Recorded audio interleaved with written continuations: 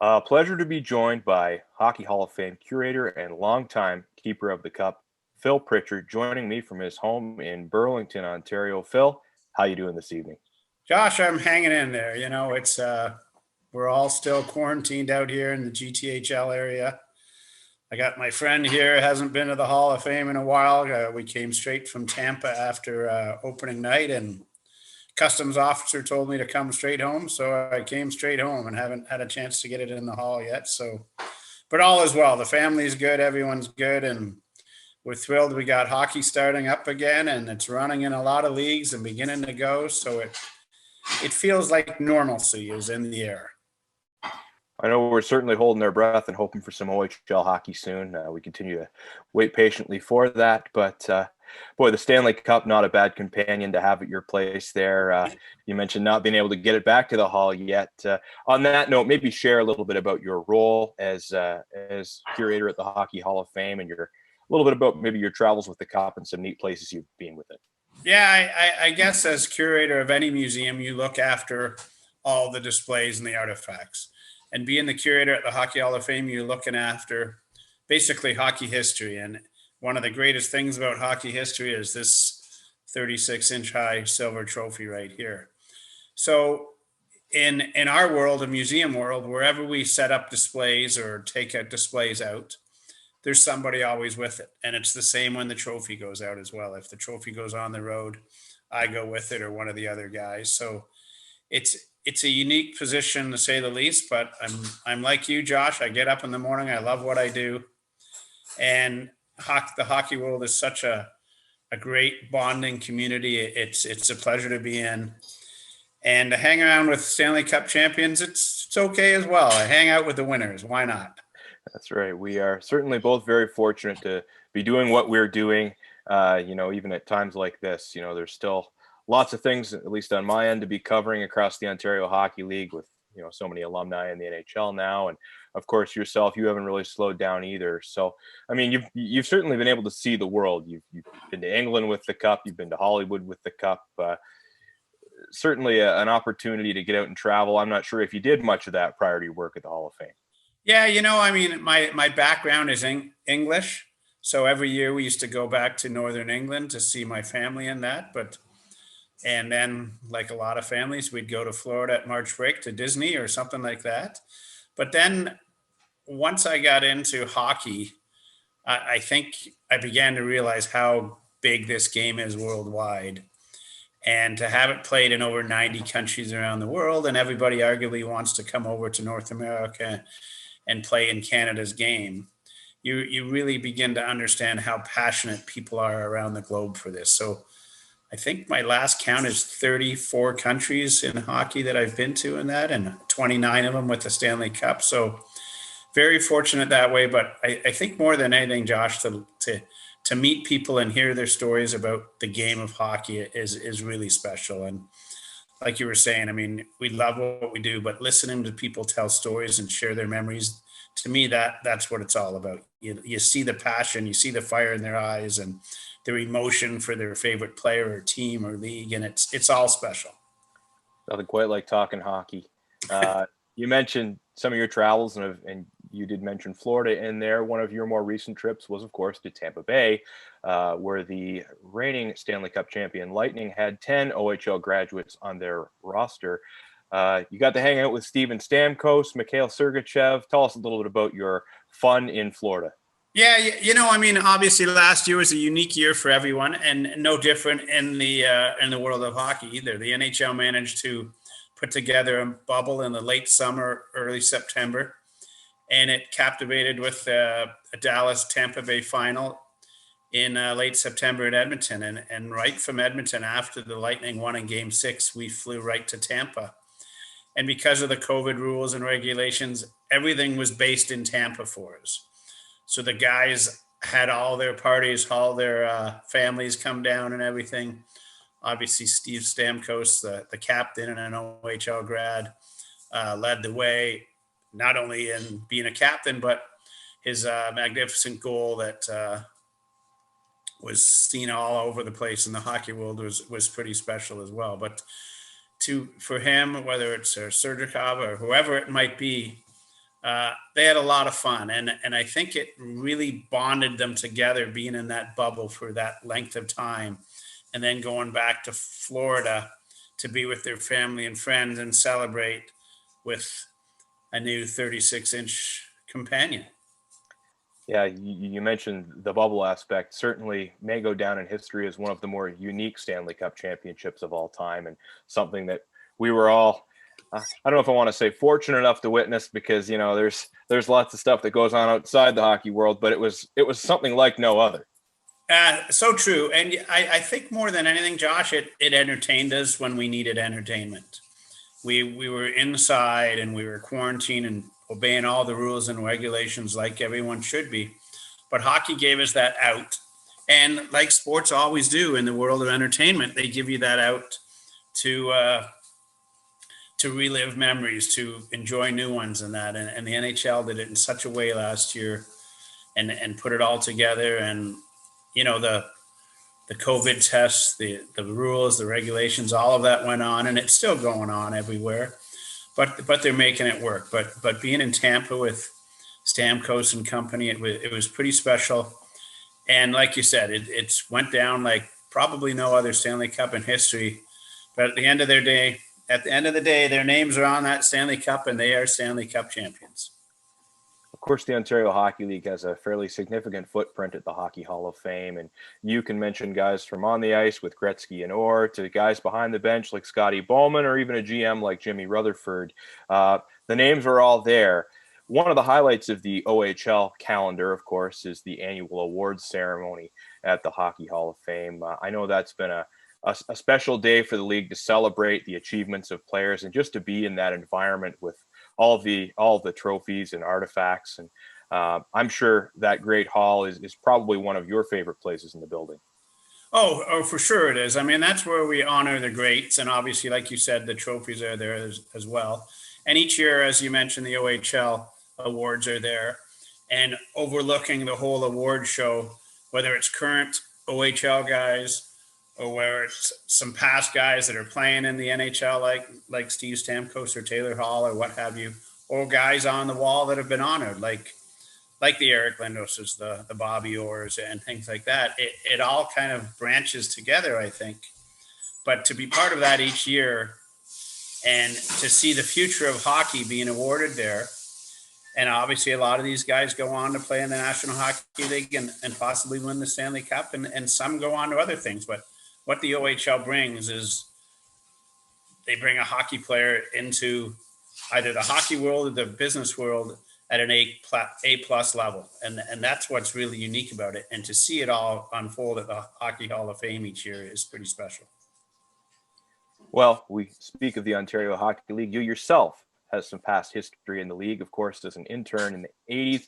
I know Hockey Hall of Fame President Jeff Denemy was also involved in the OHL in an internship capacity at some point along the line there as well. Kind of cool to have those roots in our league.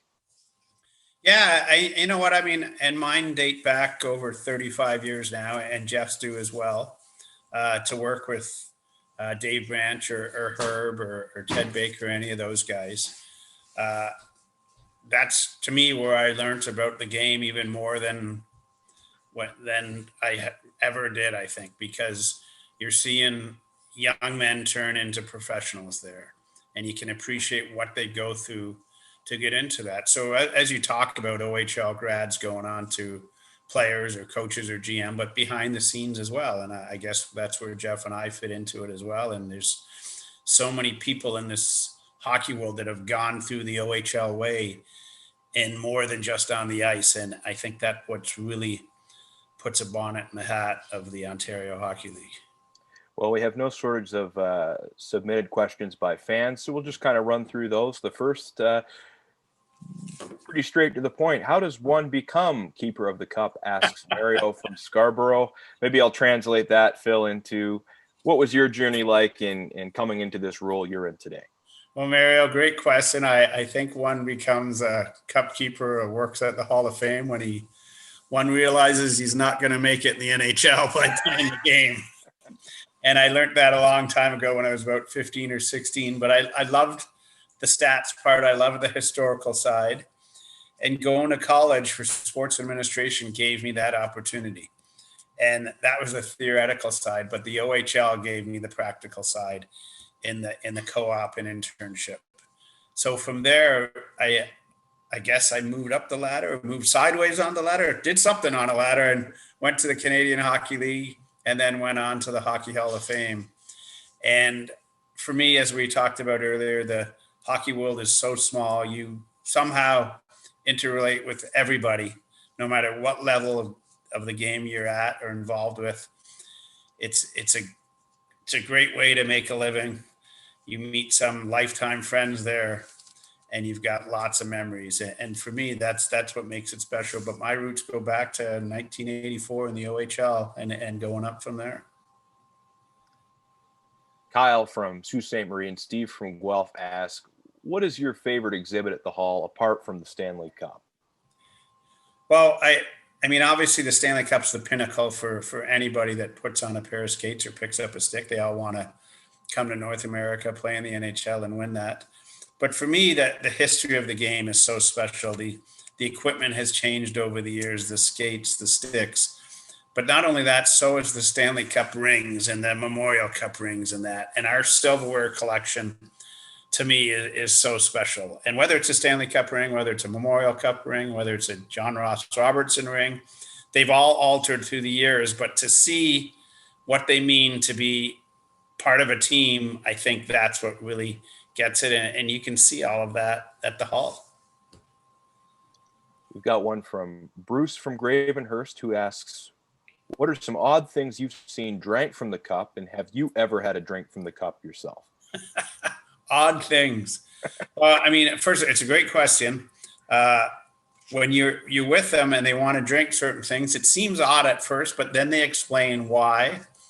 And all of a sudden, their favorite beverage is part of their culture. So they're drinking that out of it. Or whether it's in Russia and it's vodka with caviar or something. Or you might be in Eastern Canada, it's a different drink than in Western Canada or something like that.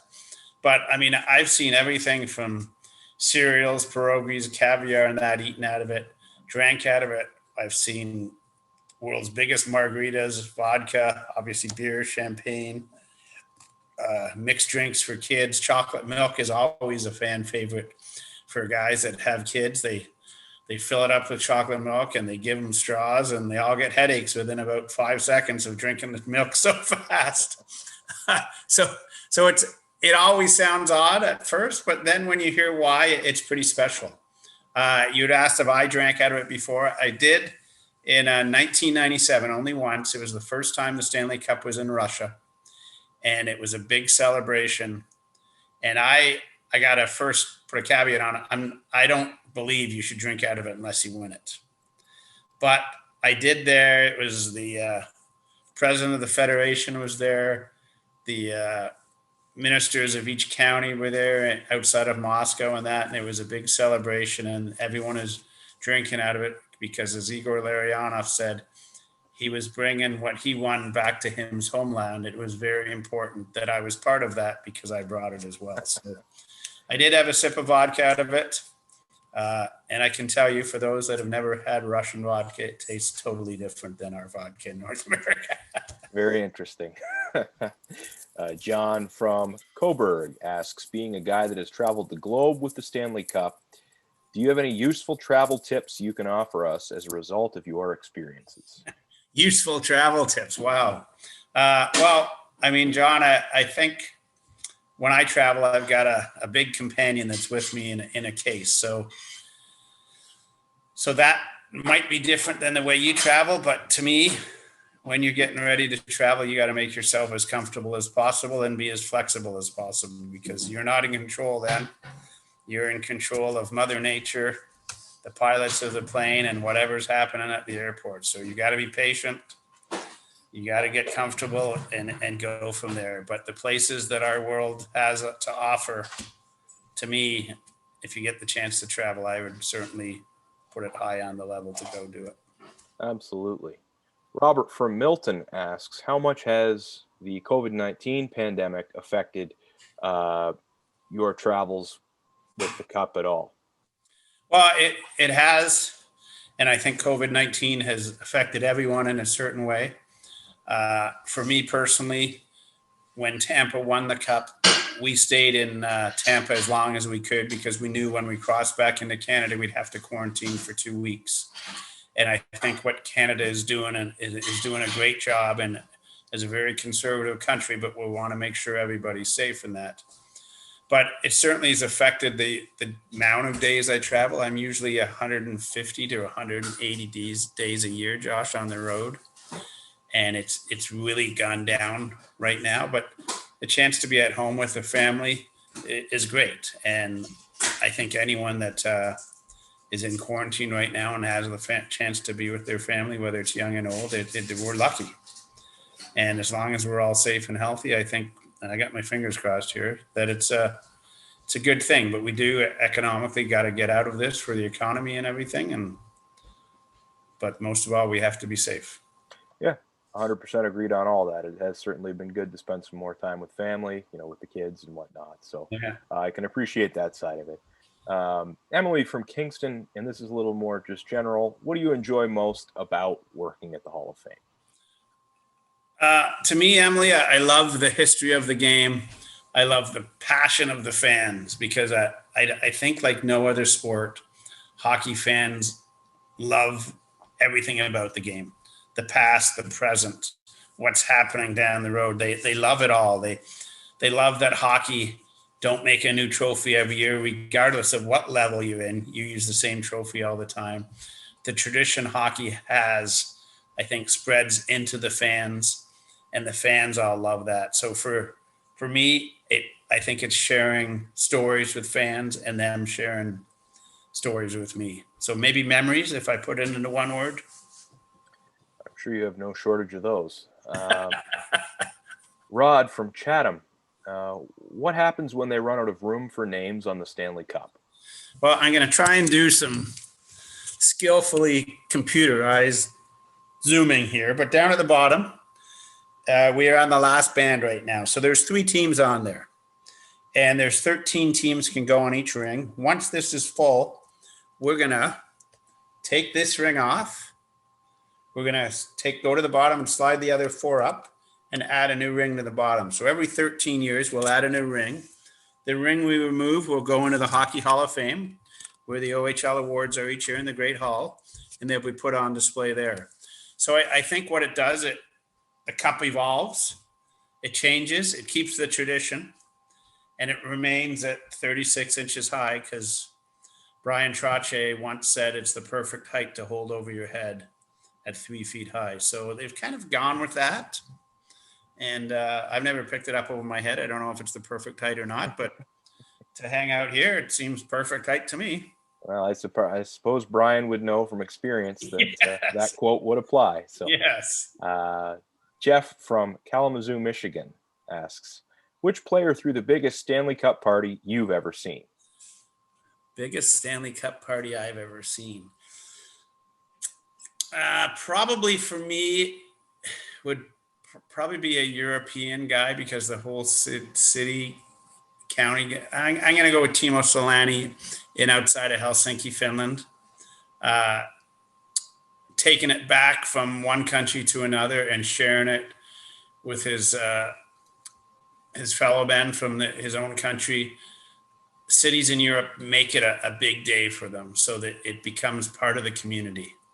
And not to take anything away how we do it in Canada or US, but it becomes a cultural thing in Europe. And I think Timo's Day was in the square in downtown Helsinki, and there was thousands and thousands and thousands of people there.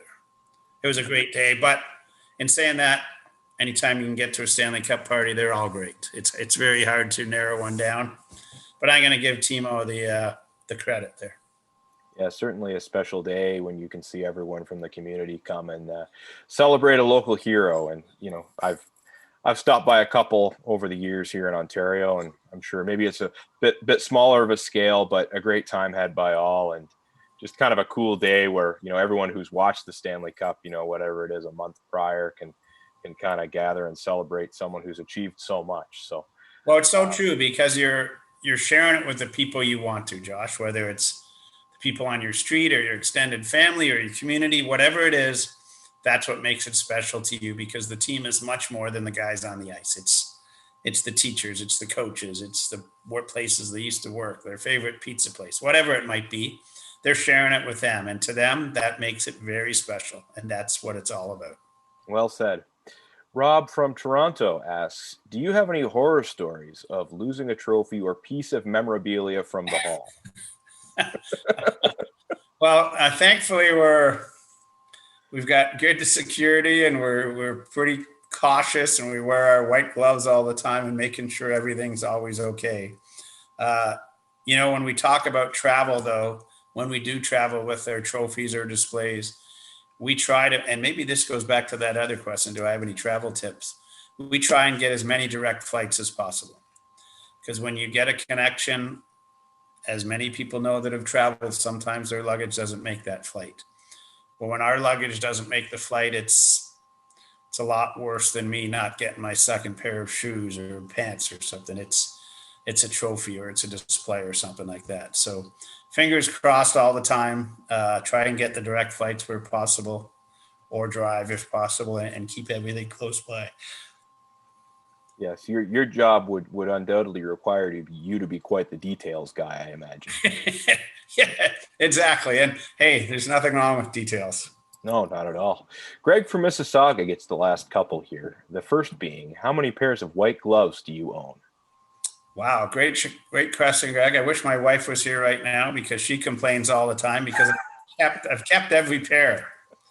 And I guess that's the curatorial side in me, but I keep every pair. They've taken over half my dresser space upstairs.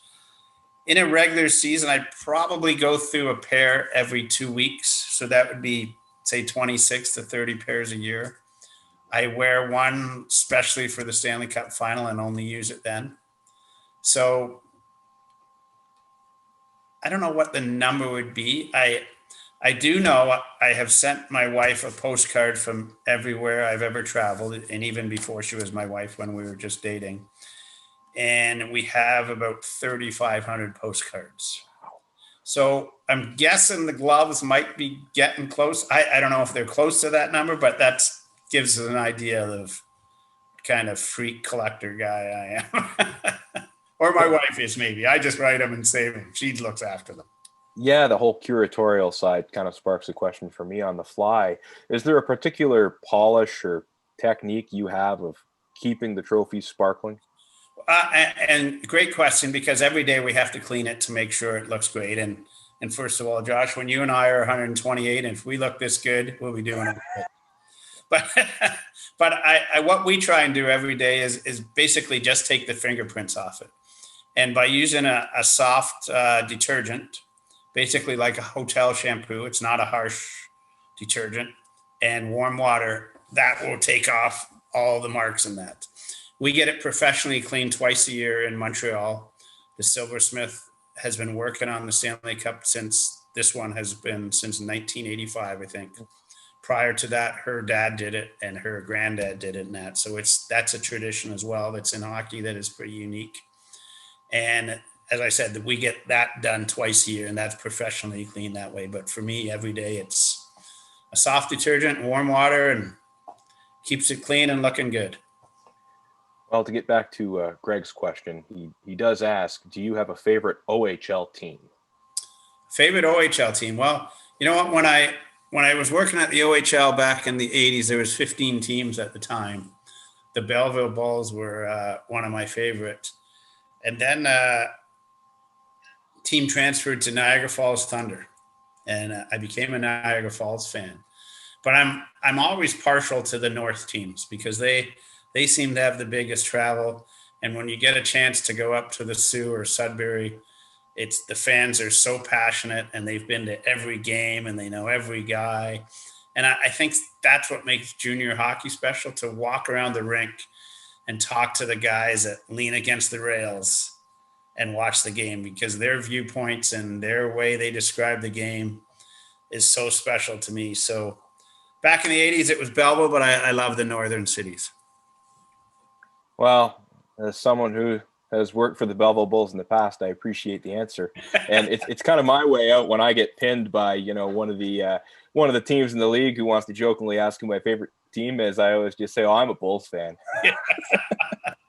That way I stay out of trouble, you know? Yes. But Great yeah, logo no. too, just like all the OHL teams do, though. Oh, that's right. Some great towns in our league, and very knowledgeable and passionate hockey fans.